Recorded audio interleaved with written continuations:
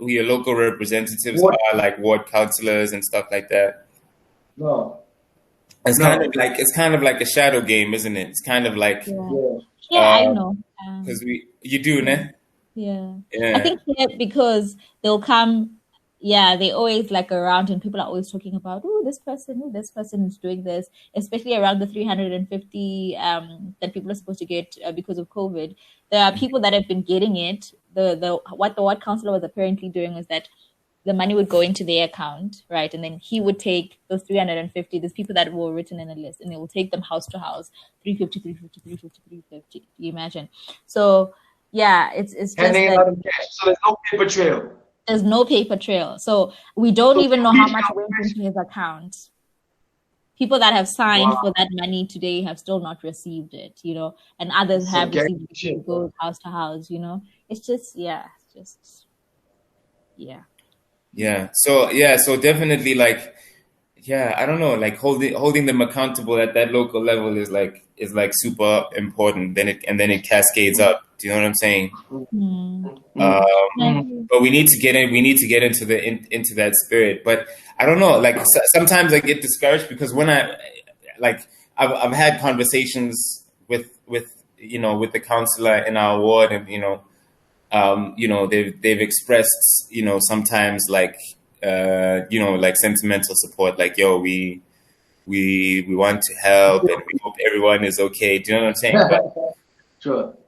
Yeah, nothing really beyond that. And I hesitate to get involved because whenever I hear anything about like local politics in the news, there's a lot of like it's basically like gangs. It's like rival gangs. There's a lot of like shuffling. Yeah, there's violence. Yeah, people get before elections, like councillors get killed in their homes and stuff like that because they want that seat. And it's like, really, for like this local, not even the presidency, just this local seat here, you're gonna panga somebody for that. Like it's But think about it, bro.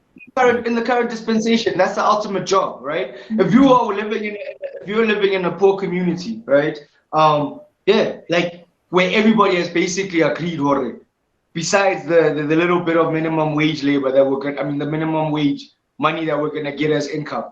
Most people are dependent on grants, right? Right? So if you get to be the grant giver, that's the ultimate power. That's the ultimate job, bro. Because also you never have to do anything. Once you're in that seat, bro, like you are guaranteed money for the rest of your life. And if you're in a poor community and you're not willing to work, that is a great job. Because once you have that ward councillor job, bro, the money's coming in, whether you perform or not. The only way they can get you out is to kill you, literally. Otherwise, you're there, you're going to eat the money, you're part of the ANC, the ANC is not getting voted out of power anytime soon. You're sick, bro. So, it does cascade down. Like the same way we've seen sentiments of president for life at the top, there they can't enforce it because everybody's watching. But as the further you go down, best believe they have in their minds. Like the famous words of our previous president, Jacob Zuma, he said that already. ANC will rule until Jesus comes back. Right? Yeah, that just shows you their psychology. Yeah, it's messed up. Yeah. But then, like the reason why we have some sort of reason to believe in our democracy is because there are differing voices, right? We just need to give we need to give the other voices power. Because I get it from the same organization, another former president. Was it Nelson Mandela or was it Desmond Tutu? Was like if your government does to you what was it Nelson Mandela? Yeah, who was like if the government does to you what the apartheid government did to you, then you must do to the government. Or if the ANC does to you what the apartheid government did to you, you must do to the ANC what you did to the apartheid government. You know what I'm saying? So now that and I think that's godly thing. Actually, I love that phrase. I love that statement. Right? It's such a godly thing to say. Much as he catches flack, and we have our reservations about him and about the talks and the crossover and what might have happened there. But at least he gave us that kernel of wisdom. Like, if these deals that we're doing here go wrong, and we end up Do it So again. for me, besides all of my criticisms, right, of Nelson Mandela, I genuinely feel like he was sincere in his belief. He genuinely believed in democracy. He genuinely believed in forgiveness and reconciliation, right?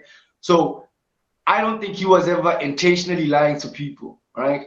But I do think, his beliefs, as sincere as they were, we are now seeing the flaws, you know? And I would never want to talk against sincerity, right? But what I will say is all of our sincerity, especially if we're going to be politically active, has to be matched with like sharp reasoning, right? Something as basic as understanding that somebody who's been in power for 40 years is not about to give it up, no matter what they say.